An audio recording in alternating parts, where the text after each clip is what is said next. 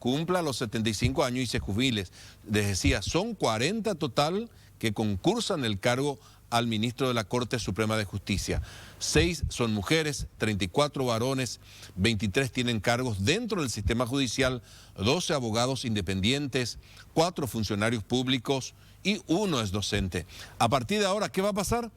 El siguiente paso es que el Consejo de la Magistratura, reunido en sesión plenaria, informe de la nómina de postulantes y además debe detallar en cada caso si reúne los requisitos establecidos para concursar.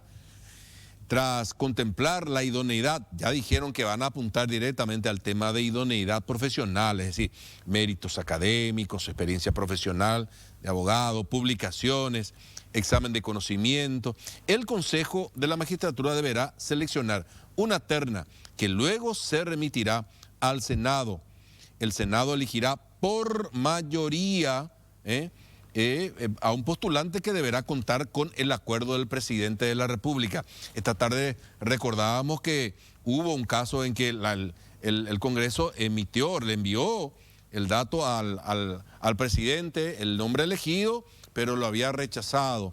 Y tuvimos mucha participación de la audiencia, sobre todo para apuntarnos quién fue esa persona y en qué periodo presidencial se fue dando eso en particular.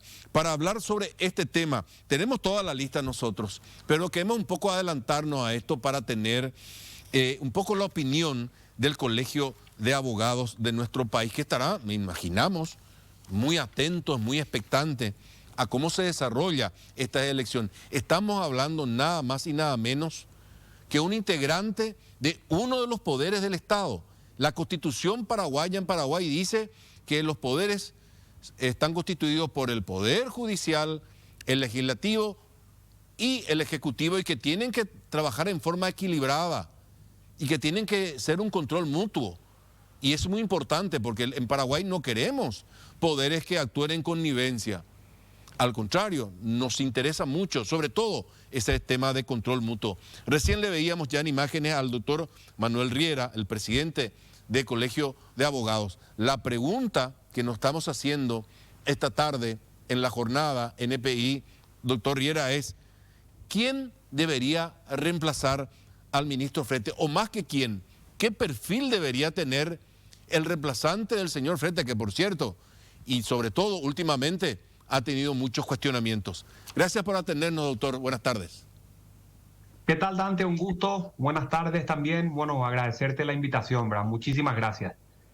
Estuve escuchando lo que decías recién y me gustaría partir de una precisión que creemos relevante en el colegio señalar para formar una opinión, ¿verdad? Lo primero es esto. Si bien es cierto, quien se jubila es el doctor Antonio Fretes y a su vez estaría dejando una vacancia como ministro que hoy ocupa la Sala Constitucional, eso no significa que el Consejo de la Magistratura deba posicionar una terna para suplirlo puntualmente a él, ni tampoco para llenar puntualmente esa sala. El Consejo de la Magistratura va a ofrecer una terna para que tanto con el acuerdo del Senado y la Presidencia se elija un ministro de la Corte Suprema de Justicia que a su vez le va a dar a la Corte la nominación de una persona que al interior de la Corte va a decidir cada año cómo repartir sus integrantes en las diferentes salas en la que divide sus funciones jurisdiccionales y sus funciones administrativas. Entonces, sobre esa base, nosotros no estamos supliendo nadie en particular, ni ningún lugar en particular, lo que le da al Consejo muchísimo margen para establecer la idoneidad a la Corte como conjunto. No sé si me explico, Dante. Perfectamente. Con ese criterio, lo que el colegio propone es que el perfil que se tiene que buscar tiene que ser aquel que responda a una idea de idoneidad en la coyuntura actual. Me voy a explicar con un ejemplo, a lo mejor me entiendo mejor. El colegio, por ejemplo, pide que los candidatos a ministros de Corte no rindan el examen de conocimiento. Se lo pidió, de hecho, al Consejo de la Magistratura, ¿verdad? Porque en nuestra opinión, la idoneidad de un ministro no se puede medir nomás porque una persona haya acertado como correcto o equivocado como incorrecto una respuesta puntual en un examen de opción múltiple sobre un tema de derecho, no sé, por decirte, constitucional. No. Porque los ministros de Corte ya tienen por obligación de la Constitución título de doctor.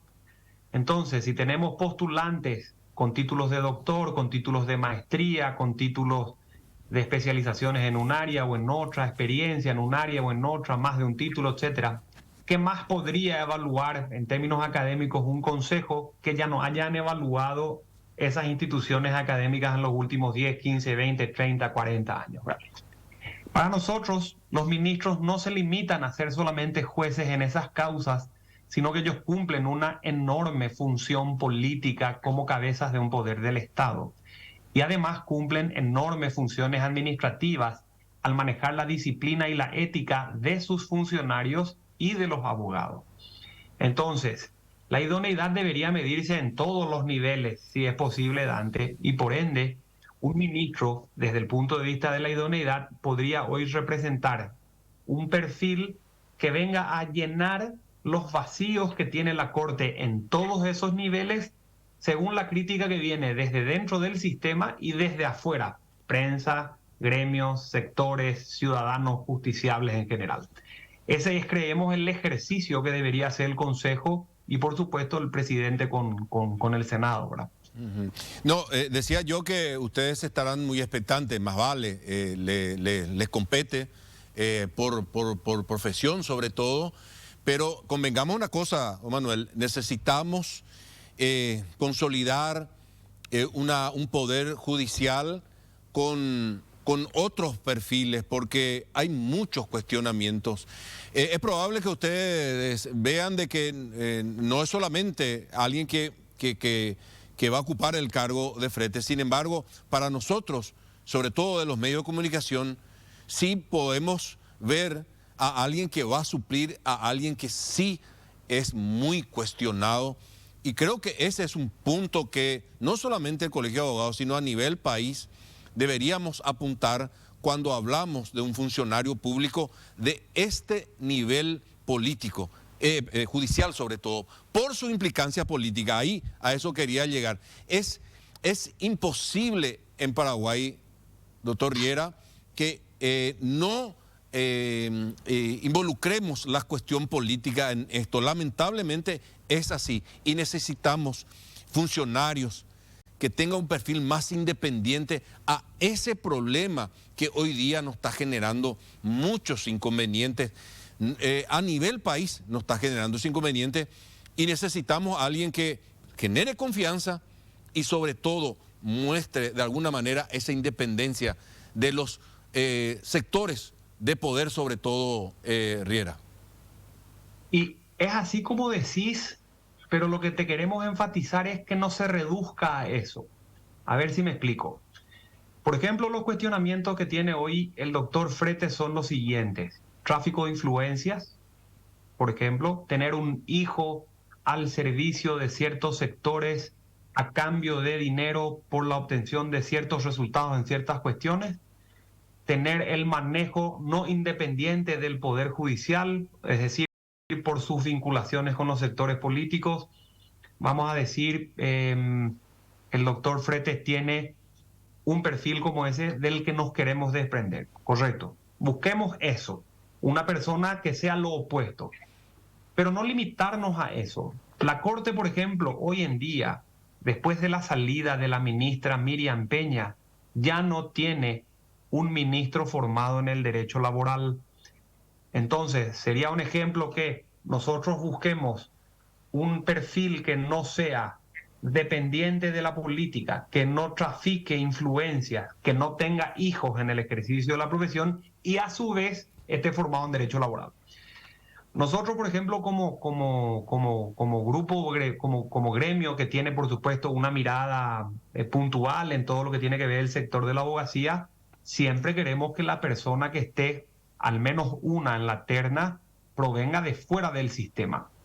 a nosotros nos ha dado demasiado buenos resultados como abogados que la Corte tenga en su interior un ministro que provenga del ejercicio libre de la profesión. O sea, para nosotros es mucho más relevante el abogado independiente que se postula que el juez o el camarista que también se postula. ¿Por qué?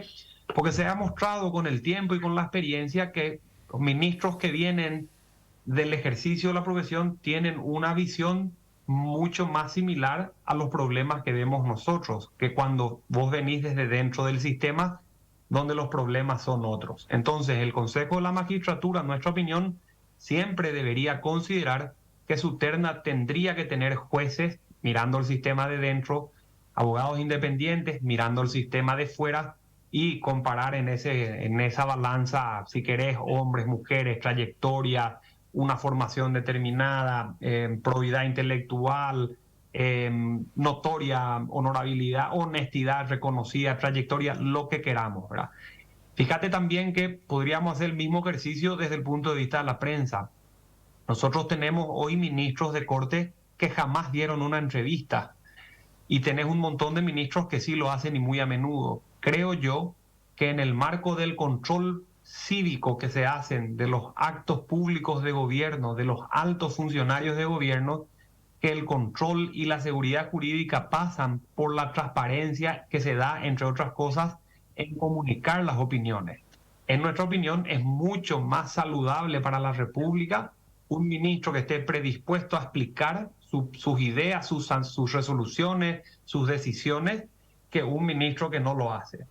Entonces, por ejemplo, se podría hacer un perfil claramente apetecible tanto desde el sector de los medios de comunicación como de la ciudadanía en general, que no excluye suplir los problemas que hoy se le atribuyen al doctor Fretes, ¿verdad? Digamos, más o menos ese es el ejercicio que estamos planteando. Sería fantástico, Riera, de que uno pueda tener acceso para una entrevista con cualquiera de los 9 ministros de Corte, pero es muy difícil. Ustedes han de saber qué argumentos exponen ellos para poder evadir eso. Estaba mirando el porcentaje de abogados independientes, son 12 de los 40, eso que mencionabas. Y sí, bien podría ser, pero yo no sé si el Consejo podría tener en cuenta para decir uno de cada sector. Sí, me gustaría apuntar a lo que manifestabas, y es muy interesante, eso de que necesitamos un ministro de corte especializado en cuestiones laborales. De los 40 postulantes, ¿hay algunos con esa especialidad? Mira, nosotros no miramos todavía al detalle porque entiendo que la lista se cerró ayer de noche. Ahora estamos haciendo el filtro de las 40 personas. El colegio normalmente hace una suerte de trabajo donde se cruzan perfiles, se analizan esos currículum, se analizan las tesis que se publican, etcétera. Y sé que hay jueces con muchísima trayectoria que estuvieron en un lugar, que estuvieron en otro, abogados, etcétera, que podrían estar vinculados a un aspecto como el laboral. Pero por darte un ejemplo, hoy la Corte Suprema está enfrentando toda una nueva legislación en el marco del derecho administrativo. Acaba de cambiar la ley de contrataciones públicas, acaba de cambiar la ley que unifica a nivel nacional todo el proceso de discusión administrativa con todas las entidades públicas del Estado. Y cuando uno discute con el Estado en los tribunales de cuentas, la Corte atiende desde su sala penal en grado de apelación. Entonces, por ejemplo, sería interesantísimo tener un ministro preparado en derecho administrativo, por darte un ejemplo. Ahora, sepa derecho administrativo no es suficiente. A mí me gustaría que el ministro se defina políticamente, como decías recién, que en caso de dudas tiene razón el ciudadano, que en caso de dudas, si hay incumplimiento de las leyes, tiene que ser responsable el Estado o el ministerio o el funcionario público de ese ministerio, o sea, el ministro, el director de aduanas, el funcionario que te toma el sumario, el interventor de la municipalidad que viene y que te aprieta por A o B, D motivo. O sea, si nosotros encontramos posiciones, no solo jurídicas, sino como decías vos, definidas en términos políticos, o sea, pro ciudadano, pro república, pro transparencia, pro explicar mis actos de gobierno, pro libertad, o sea, no estar organizando prisiones preventivas a mansalva, llenando las cárceles que hoy ya no tienen lugar, etcétera. Nosotros tendríamos una definición de antemano de quién vamos a elegir.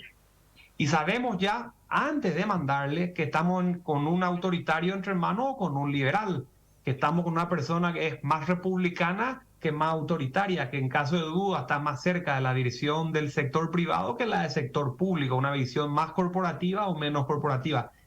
Ese creo que es el trabajo que el Consejo debería ofrecernos, haciendo las preguntas correctas, haciendo las entrevistas correctas y evaluando la idoneidad en ese sentido. O sea, no solamente decir usted se equivocó porque acertó o no la respuesta, sino ¿qué harías con Porfiria Ocholaski? Que es lo que es un ejemplo que yo siempre uso. La facultad no te enseña en términos de correcto o incorrecto cuando te sale una líder sindical que te viene extorsionando los últimos 15 años. Entonces, si a mí un candidato me dijere, si yo llego, busco echarla al Poder Judicial y yo sí consejo la magistratura, yo te pongo la terna. Porque los funcionarios públicos necesitan liderazgos sindicales serios hace mucho tiempo, porque sí tienen necesidades. Entonces resulta que hoy los liderazgos sindicales hacen campaña para ser ellas mismas senadoras de Hugo Velázquez. ¿Entendés? Entonces, ese tipo de cosas son las que enfrenta también el Poder Judicial y un ministro debería tener respuestas o definiciones de cómo va a actuar en esas situaciones, ¿verdad? No, da la impresión de que Ocholaski, por ejemplo, cumple directrices quizás de los propios ministros. Pero eso es otra cosa. Antes de cerrar, te quería preguntar, Manuel Riera, y esto a título personal seguramente, no quiero involucrar al colegio, o si lo querés hacer, ¿verdad? Lo de mañana, está siguiendo, ¿verdad?, la convocatoria a las 9 para definir las nuevas autoridades en la Corte. Sí, por supuesto que estamos siguiendo. Estamos siguiendo y además paramos la oreja como colegio por todas las denuncias que viene dando el senador Santa Cruz. A eso quería apuntar y convengamos. Esas son las cosas que generan desconfianza en un país. Estamos hablando de un poder tan delicado que aparezca este tipo de denuncia y nos deja muy mal parados. Pero fíjate la oportunidad, Dante. El año pasado, de los 9 ministros que componen la Corte, 8, o sea, todos le pidieron al doctor Fretes que renuncie. ¿Qué dijeron en su comunicado a la opinión pública? Que recuerdan su juramento prestado ante la patria, en el marco de una integridad que pretende buscar y mejorar la imagen del Poder Judicial. Muy bien. Se está hablando, y ya lo han dicho en entrevistas públicas, el doctor Víctor Ríos, el doctor Manuel de Jesús Ramírez Candia, creo que también hizo lo propio el doctor Eugenio Jiménez Rolón, de que si el doctor Antonio Fretes se presenta a la reunión plenaria de mañana, estarían ausentándose de la reunión. ¿Por qué? Porque quieren ser consecuentes con ese juramento del cual hablaban hace un par de meses. Ahora, la duda está en si los demás ministros estarán o no presentes. No me extrañaría que esté presente el doctor César Diesel, que fue uno de los que se oponía a pedirle la renuncia. El colegio conoce muy bien porque con él prácticamente no nos reunimos nunca, ninguno de los gremios de abogados. O sea, tenemos mala experiencia a la hora de hablar con él. Sí hay dudas de qué posición va a tener, por ejemplo, la doctora Carolina Llanes. Sí hay dudas de qué posición va a tener el doctor César Garay. Creemos que va a estar presente sin ninguna duda el doctor Benítez Riera y el doctor Alberto Martínez Simón. ¿Qué nos va a mostrar la realidad de esa reunión el día de mañana, si se da? ¿Quiénes son consecuentes con lo que nos decían cuando se pedía la renuncia? Si son o no coherentes con la defensa de esos ideales que dicen defender. Porque a la larga, el doctor Fretes, ya sea porque renuncia, ya sea porque lo remueven por juicio político, ya sea porque se va voluntariamente o porque lo que sea, se iba a terminar yendo nomás y la Corte va a seguir ahí y los restantes ministros van a seguir ahí. Los liderazgos políticos de la próxima Corte se van a empezar a consolidar. Entonces mañana vamos a ver con qué liderazgos políticos vamos a contar para los siguientes años. No es un tema que el colegio desconoce, al contrario, vamos a medir mucho con qué vara ética funcionan quienes dijeron hace un par de meses las cosas que dijeron y cómo actúan en consecuencia mañana en la plenaria, ¿verdad? Bueno, mi temor es que mañana se den cosas y que ya sobre un hecho consumado nos quedemos con la realidad y como ocurre, bien lo mencionabas, ni siquiera los ciudadanos tenemos acceso para tener tan siquiera una explicación de los responsables de lo que ocurre en Paraguay y en estos poderes particularmente. Manuel, gracias por atendernos. Vamos a seguir en contacto. No, a vos, Dante, a vos por el espacio. Me enteré que Elvio no pudo estar hoy por temas de salud, o sea que aprovechar para mandarle también a él la mejor digamos, de los abrazos, que se mejore, y agradecerles pues por el espacio cuando quieran. Cuenten con nosotros. Gracias. Muy gentil, sobre todo por esos deseos. Gracias, doctor Manuel Riera, presidente en este caso del Colegio de Abogados. Es verdad